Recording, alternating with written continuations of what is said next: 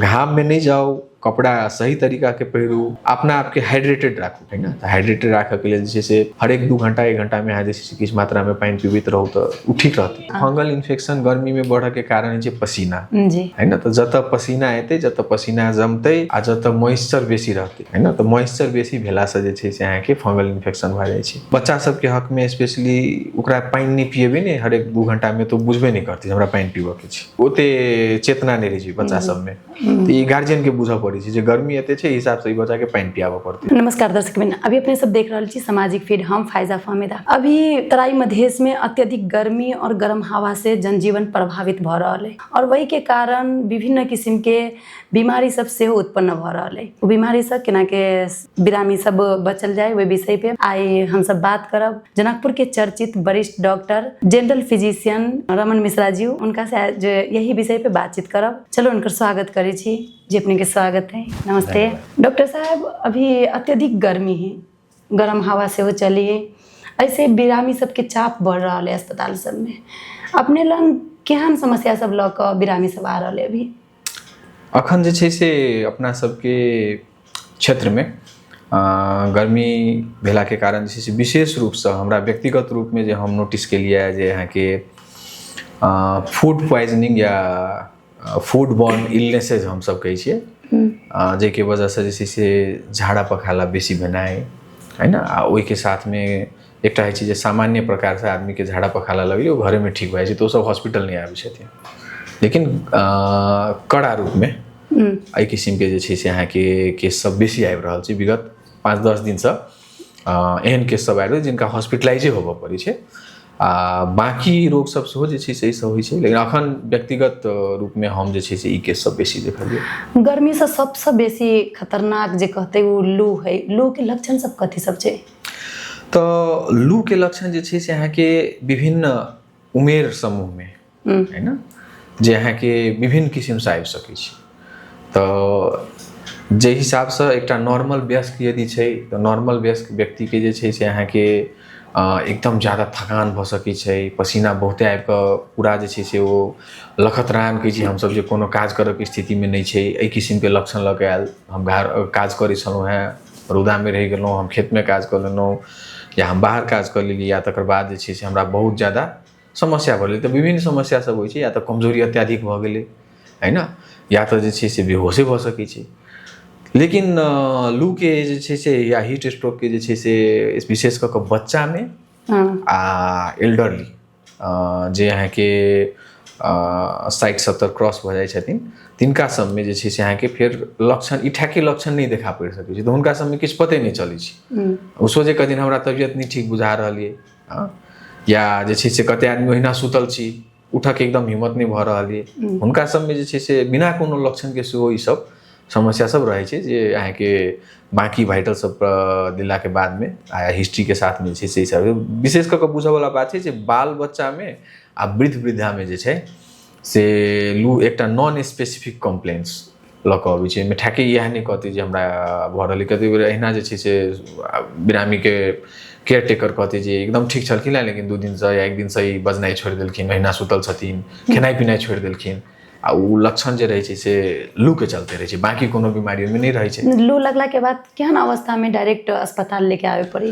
तो अहाँ के विशेष कऽ के जे छै से अहाँ के यदि एकदम ज़्यादा ककरो कमजोरी आबि रहल छै, अपन नॉर्मल काज कर नहीं सक रहल छै, जे अवस्था में काल्हि छलियै ओहि अवस्था में आइ नहीं छै, यदि देख रहल छी अहाँ, तहिना जे छै से कते बीमारी सबके चक्कर एनाइ, बहुत ज़्यादा चक्कर रिंगटा चलि रहल छै, या बेहोशे भऽ गेलै। कते आदमी सबके जे छै से अहाँ के अड़बड़ा लागल, बूढ़ सूढ़ आदमी सब है ना, डिसओरिएंटेशन हम सब कहै छी, डिसओरिएंटेड भऽ गेलै, कतऽ छी नहीं छी, ककरा से बात कर रहल छी, की बाजि रहल छी, ओहिके कंट्रोल नहीं छै। ओहो लक्षण अहाँ के भऽ सकै छै बूढ़ सूढ़ में। आ तहन जे छै से गर्मी में बेसी काल रहना से जे छै से अहाँ के शरीर एकदम धीप गेलै, तापि गेलै, सांस लेबऽ में सेहो तकलीफ भऽ सकै छै। या आदमी के जे छै से चेतना स्तर में सेहो जे छै से जते होश में छलियै ओ नहीं छै। तऽ ई सारा लक्षण सब जे छै से अहाँ के लू कहियो या हीट स्ट्रोक कहियो, एहि सबके लक्षण होइ छै। एहन लक्षण यदि देखा पड़ि रहल छै, आ विशेष कऽ के यदि बीमारी के अचानक देखा पड़ि रहल छै, तहन जे छै से हॉस्पिटल लऽ गेनाइ जे छै से अहाँके ज़्यादा जरूरी रहै छै। यदि मतलब घर में एहन समस्या आ गेलै तो घरे में मतलब प्राथमिक उपचार में की सब कल जा सकै छै? आ प्राथमिक उपचार जे छै से ठ्याक्कै अब ई लक्षण सब आबि गेला के बाद में कनी मुश्किले रहै छै, है ना? अब सडनली तो अस्पताल लेकर के नहीं हाँ, तो पहुंच यदि सके, अहाँके तो वैसे पहले। एहन किसिम के लक्षण छै, है ना, तो अहाँके जे छै से सकभर अहाँके स्वास्थ्य कर्मी के संपर्क में आबऽ पड़ी, है ना, जेठाम कि हीट स्ट्रोक के संभावना बहुत बेसी छै, जे हिनका अब हीट स्ट्रोक भऽ गेल छै, तो ओहि समय में अहाँके समय गवेनाइ जे छै से ज़्यादा लाभदायी नहीं हेतै। तो ताहि के लेल यदि आप नहीं आबि पाबि रहल छी अहाँ, यदि हॉस्पिटल या स्वास्थ्यकर्मी लग नहीं पहुँच पाबि रहल छी जाबे तक नजदीकी, ताबे तक जे छै से कोशिश करू सबसे पहले शरीर के ठंडा करे के, है ना, ओ शरीर के ठंडा जेना के अहाँ कऽ सकै छी, जी, है ना, किछो नहीं छै तो अहाँ जे छै से पानी उझलियो, पानी से ठंडा करियो, है ना, आइस बकेट में से अहाँ आइस दियो, आइस में अहाँ जे छै से इम्हर नहीं रहै छै, अहाँके टब रहै छै, टब में आइस देलक, ओकरा कूलिंग करे के रहै छै, है ना, जहाँ कुल जेना के अहाँ ठंडा दऽ सकै छी। एकटा तऽ ई करऽ पड़लै जैसे कि ओकर बॉडी के टेम्परेचर कम हेतै, आ तकर बाद जे छै से अहाँके लिक्विड्स, कियाकि लिक्विड शरीर से सारा पसीना के रूप में बहि गेल रहै छै, तो ओकरा रिप्लेस करऽ के रहै छै। समस्या की होइ छै जे अहाँ कहलिए जे ई लक्षण सब आबि गेला के बाद में आदमी के, हाँ, आदमी के की छै ने, बीमारी के पानि लेबऽ के कैपेसिटी कम भऽ जाइ छै, या तो होशे में नहीं रहल, या एक गिलास पीते, एक गिलास से ओकरा मन भरि गेलै छोड़ि देतै, लेकिन ओहिसँ तऽ ओकरा कोनो फायदा नहीं भेल। तो ओहिठाम जरूरी रहै छै अहाँके फास्ट फ्लूइड देबऽ के, है ना, अहाँके आधा घंटा 1 घंटा के अंदर में 1 लीटर 2 लीटर फ्लूइड देतै, तब जाके अहाँके बॉडी में ओकर लेवल मेंटेन हेतै। तो तही के लेल अहाँ जते दऽ सकै छी ओते दियौ, आ यदि अहाँ समय पर पहुँच जेबै तऽ की हेतै, ई सब ट्रीटमेंट सब समय पर चालू भऽ जेतै, आ तखन जे छै से अहाँके प्रोग्नोसिस बढ़िया रहै छै, ठीक रहै छै, पेशेंट बिना जटिलता के जे छै से मैनेज भऽ जेतै। एकरा एही हिसाब से जे छै से बुझू, घर में किछु काज कऽ सकै छी, लेकिन यदि अहाँके बुझाइए जे लुए लागि गेलै तो कतौ नहीं छै अहाँके गाँवो घर में हेल्थ असिस्टेंट सब या जे स्वास्थ्य कर्मी छथिन ओतौ जाके कम से कम किछु सिम्टम में जे छै से पानि चढ़ा सकै छी अहाँ, या जे कऽ सकै छी, तकर बाद फेर अहाँ जतऽ आगू जरूरी बुझाइए ओहिठाम जरूरत सुधार भऽ गेलै तऽ कोनो बात नहीं। ई बात बुझऽ पड़लै जे हाँ। डॉक्टर साहब, ई जे पसीना बगी तो पानी के कमी शरीर में हुई, तो केहन तरल पदार्थ सब सेवन केला से स्वास्थ्य पे असर नहीं पड़ते? जेना बाजार में भेटी है ने, कोल्ड ड्रिंक वगैरह भऽ गेलै, आरो चीज सब है, वो सब खेला से स्वास्थ्य पर कोई असर पड़ते की? जी, तो अहाँ बहुत बढ़िया प्रश्न रखलहुँ बुआ, जे गर्मी में पसीना से जे छै से पानि के कमी आ इलेक्ट्रोलाइट के कमी भऽ जाइ छै। जे अपना सबके पसीना होइ छै ओकरा कहियो टेस्ट करबै तऽ ओ जे छै से नुनीलो होइ छै, सॉल्टी होइ छै, है ना, तो ओहिमे जे छै से electrolyte is not just water, है ना, एहिमे मात्रे पानि मात्रे नहीं रहै छै, एहिमे बहुत सारा इलेक्ट्रोलाइट रहै छै। तो ताहि के लेल यदि अहाँ एकरा शरीर में पुनर्भरण करऽ चाहै छियै, तो वापस आबे इलेक्ट्रोलाइट जे चलि गेलै आ ओ पानि जे चलि गेलै, तो ई दुनू चीज के अहाँके पहुँचाबऽ पड़लै शरीर में। विशेष कऽ कऽ जे छै से कार्बोनेटेड ड्रिंक्स या सॉफ्ट ड्रिंक्स जे हम अहाँ सब कहै छियै, कोल्ड ड्रिंक कहै छियै ना, तऽ ओहिमे किछु नहीं रहै छै, ओहिमे चीनी रहै छै मात्र, ओहिमे कोनो इलेक्ट्रोलाइट नहीं रहै छै। That contains a lot of sugar, है ना, बहुत ज़्यादा शुगर रहै छै, जहाँ के 500 ml में मे भी 200-250 ग्राम शुगर रहै छै, वही रेंज में शुगर रहै छै। तो ओहिमे और किछो नहीं छै, ओहिमे इलेक्ट्रोलाइट नहीं छै, ओहिमे कार्बन डाइऑक्साइड छै, शुगर छै, पानि छै, तो ओहिसँ अहाँके कोनो भी फायदा नहीं हेतै। जी, तो की करे पड़लै? तो ओहिके तकर बाद की चीज, यदि शुगर पी ले, कोनो चीनी के बीमारी छै, ओकरा कहतै जे अहाँ कोल्ड ड्रिंक पी ली, अहाँके नहीं कतौ भेट रहलै तऽ और गड़बड़ा जाइ छै, है ना। तो ताहि के लेल जे छै से अहाँके यदि लुए लागल छै तऽ अहाँ जे छै से सामान्य बुझाइए जे हल्का फुल्का छै तऽ पानि पिया सकै छी। यदि विशेष बुझाइए तऽ अहाँ किछु नहीं तऽ जीवन जल दऽ सकै छी, that is berry berry important, है ना। जे जीवन जल अहाँके इजिली अवेलेबल सेहो रहै छै, आ ओहिमे जे छै से इलेक्ट्रोलाइट सब बढ़िया रहै छै, हाँ, जे संतुलित मात्रा में रहै छै, तऽ जीवन जल बहुत अहाँके फायदेमंद होइ छै। तकर बाद अब यदि ओहो उपलब्ध नहीं छै, घरे में छी, घर से नहीं निकलऽ वाला बाहर स्थिति छै या उपलब्ध नहीं रहल छै, तऽ अहाँके जे छै से पानि में जे छै से नींबू पानी आ ओहिमे नमक और चीनी एकरा चीनी अहाँ- से हो हाँ। यदि कोई डायबिटीज पेशेंट है तो आप डायबिटीज के पेशेंट छथिन तो सब भर चीनी नहीं खेथिन है ना, चीनी नहीं लेथिन या बहुत कम मात्रा में चीनी ध सकै छथिन। जे डायबिटीज नहीं छै उनका सबके लेल नींबू पानी में इलेक्ट्रोलाइट के लेल जैसे अहाँ नून मिला देबै, हल्का चीनी मिला देबै, ई यूज कर सकै छी। ओहो नहीं छै से अहाँके जे छाछ अपना सब कहै छी, आप कथी कहै छी अपना सब मही छाछ दही के मही लेल, छाछ हाँ। भेलै ने से यूज कर सकै छियै। अहाँके नारियल पानि यूज कर सकै छियै। हाँ, तकर बाद कोनो भी लिक्विड दालि के पानि जे होइ छै दालि के पानि अहाँ सेहो यूज कर सकै छियै। ई सारा ऑप्शन छै। लेकिन अहाँके ई सॉफ्ट ड्रिंक्स सबसे हेल्प नहीं हेतै, कोनो अल्कोहलिक बेवरेज से कोनो हेल्प नहीं हेतै, बियर पीला से कोनो हेल्प नहीं हेतै। ई सब बात बुझऽ पड़ी। जी अब केकरो केकरो ब्लड प्रेशर है, मधुमेह, अब उ बिरामी सबके लेल तब ई मौसम औरो इफेक्टिव हो जाए है ने, ओकरा सबके सेहत पे औरो असर करे लगी, वो सब केना के बचतै? तऽ एहिमे की होइ छै ने, जे हुनकर सबके बहुत सारा मेडिसिन चलैत रहै छै। जी वो सब ऑलरेडी बहुत सारा मेडिसिन पर रहै छथिन। आ बॉडी के इन्वायरमेंट चेंज हेतै तऽ बॉडी पर असर पहुँचतै, है ना।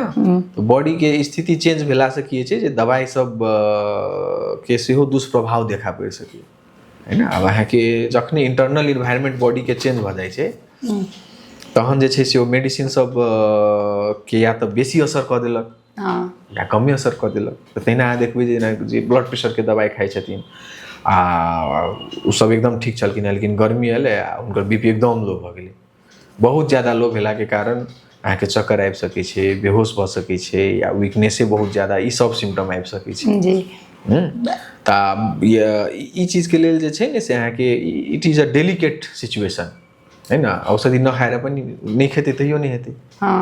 ताहिके लेल यदि अहाँके कोनो अहाँके बुझल अइ जे हम एकटा दीर्घ रोगी छी, हाँ दीर्घ रोगी छी, हम के कोनो 2 रंग के 3 रंग के दवाई खा रहल छी, हमरा कोनो भी समस्या यदि बुझा रहल अइ तऽ हम एक बेर अपन जे हमर नियमित चिकित्सक छथिन हुनकासँ सलाह लऽ ली जे हम मेडिसिन सब तऽ खा रहल छी, हम एकदम ठीक छलहुँ हैं, लेकिन गर्मी जहियासँ एलियै तहियासँ हमरा किछु प्रॉब्लम बुझा रहल अइ। तऽ ओहिठाम जे छै से डॉक्टर साहब अहाँके चेक करता भऽ सकै किछु टेस्ट कऽ कऽ आ ओहिके एडजस्ट करऽ पड़ै छै। सो मेडिसिन के एडजस्ट करऽ पड़ै छै, कियाकि अहाँके एक्सटर्नल इन्वायरमेंट बहुत ज़्यादा चेंज भऽ गेल रहै छै। फेर तकर बाद ओ इन्वायरमेंट जहन चेंज भऽ जेतै फेर अहाँके एडजस्ट करऽ पड़तै। जी एहि हिसाबसँ चलै छै। अपने कहलिए कि ई प्राय कऽ वृद्ध वृद्धा बाल बालिका सबके बेसी असर करै है ने गर्मी तो हवा, तो वो सब और संग संगे गर्भवती महिला सबके सेहो प्रॉब्लम अभी गर्मी महीना में, तो वो सब केना के बचतै, केना के रहतै, वही पे किछु सलाह। वृद्ध वृद्धा बाल बालिका के हक में ई बुझऽ के रहै छै जे ओ सब बच्चा सबके हक में स्पेशली ओकरा पानि नहीं पिएबै ने हरेक 2 घंटा में तो बुझबे नहीं करतै हमरा पानि पीबऽ के छै, ओते चेतना नहीं रहै छै बच्चा सब में। तो ई गार्जियन के बुझऽ पड़ै छै जे गर्मी एते छै हिसाब से ई बच्चा के पानि पियाबऽ पड़तै।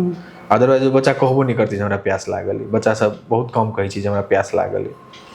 आ वृद्धा के हक में सेहो ज्यादातर ई एप्लीकेबल होइ छै जे कते पानि पीबऽ के रहै छै ओते हुनका सबके कंट्रोल नहीं रहै छै। एडल्ट के चाहे गर्भवतियो छथिन तऽ हुनका ओते रहै छै, है ना, जे अहाँके हमरा पानि पीबऽ के छै, हमरा प्यास लागल छै।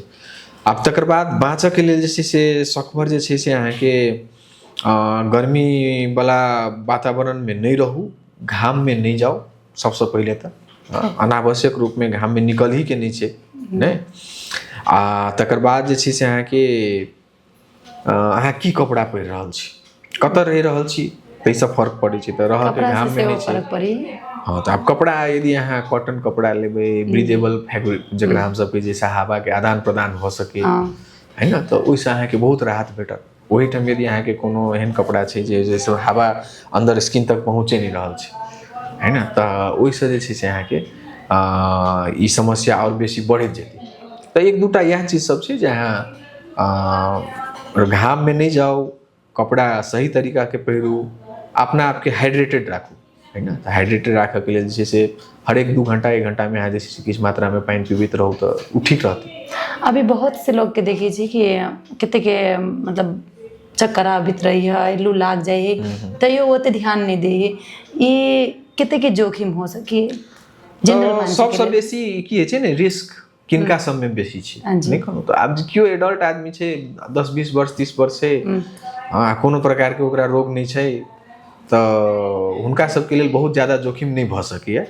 लागियो गेलै अहाँ पानि तानि पी लिअ, जीवन जल पी लिअ, 2 लीटर 3 लीटर पी लेलियै भऽ गेलै, हाँ लेकिन ई जे हाई रिस्क ग्रुप हम सब कहै छी, हाई रिस्क ग्रुप में यह बच्चा सबके है ना, कियाकि हुनकर सबके ओकर सबके अवस्था इनिशियल स्टेज में अहाँके पते नहीं चलत, बुझात बच्चा ठीके छै, खेलै छै कूदै छै, एक बेर ढेल जाइ छै, ढेल गेला के बाद में अहाँके पता चल रही ताबे तक ओकरा पानिओ पीबऽ के स्थिति नहीं रहै छै। तो ई एकटा हाई रिस्क ग्रुप छै, तो ओहि ग्रुप के स्पेशल केयर करऽ पड़लै, चाहे स्कूल में होय चाहे घर में होय, जो प्रॉपरली वो अपने आप के हाइड्रेट कर रहल छै कि नहीं, बच्चा पानी रिक्वायर्ड मात्रा में पी रहल छै कि नहीं, ई देखनाइ जरूरी छै। आ तहिना साथ साथ में जे वृद्ध वृद्धा कहलहुँ हैं जी हाँ, तो हुनको सब में ई प्रॉब्लम आबि सकै छै। तो ई दूटा ग्रुप के जे छै से ध्यान देबऽ के छै। एडल्ट के लेल कनिक रिस्क कम रहै छै, कियाकि हुनकर सबके जे छै से अहाँके बॉडी में कैपेसिटी रहै छै जे ओकरा जे छै से उ सब की कहबै जे झेल सकै छथिन। ई दूटा ग्रुप में झेलऽ के कैपेसिटी बहुत कम रहै छै। कि जे अभी घाम सँ एकटा ई शायद तनी चेंज है कि स्किन के डॉक्टर से पूछे वाला क्वेश्चन है, तो हम आज बुझे छी ई जे फंगल इन्फेक्शन होय है, घाम से स्किन जल जाए है, एहिमे एकटा जनरल फिजिशियन हो के की सजेस्ट करे छै? बेसिकली जे छै ने से फंगल इन्फेक्शन गर्मी में बढ़ऽ के कारण है पसीना, जी है ना, तो जतऽ पसीना एतै, जतऽ पसीना जमतै आ जतऽ मॉइस्चर बेसी रहतै, है ना, तो मॉइस्चर बेसी भेला से जे छै से अहाँके फंगल इन्फेक्शन भऽ जाइ छै। तो ताहि दुआरे जेठाम पसीना नहीं छै ततऽ फंगल इन्फेक्शन के चांस बहुत कम छै। एहिके लेल जे छै से अहाँ यदि पसीना से अपना आपके बचा रहल छियै हाँ, तऽ जे छै से अहाँके फंगल इन्फेक्शन के चांस नहीं रहतै। यदि आप कते आदमी के मजबूरी छै जी है ना, अब वो खेत में काज कर रहल छै, बाहर में काज कर रहल छै, पसीना बहि रहल छै, लेकिन कोनो विकल्प नहीं छै जी, कियाकि कंटिन्यूअसली 5-5 मिनट में पोछनाइयो संभव नहीं छै। तो ताहि के लेल जे छै से अहाँके पसीना यदि जमा हेतै आ मॉइस्चर जमा भऽ जेतै तऽ ओहिमे इन्फेक्शन हेतै। ओहिके लेल जे छै से अहाँके वएह कॉटन क्लोथ सब अहाँके पहिरऽ पड़लै, कॉटन के आ पाउडर यूज करबै, पाउडरो से जे छै से नॉर्मलो कोनो भी पाउडर यूज करबै तऽ पसीना के उ रोकि दै छै, चाहे जे भी पाउडर नॉर्मली यूज करबै तऽ अखन जे छै से वएह करबै। तकर बाद जे छै से आब सनस्क्रीन सबके यूज जरूरी रहै छै, जैसे कि अहाँके स्किन के जे छै से पिगमेंट कलर के गड़बड़ नहीं हुई अहाँके, ई दूटा चीज कऽ सकै छी। Thank you so much doctor साहब, अपने एते कीमती समय दिलबै के लेल।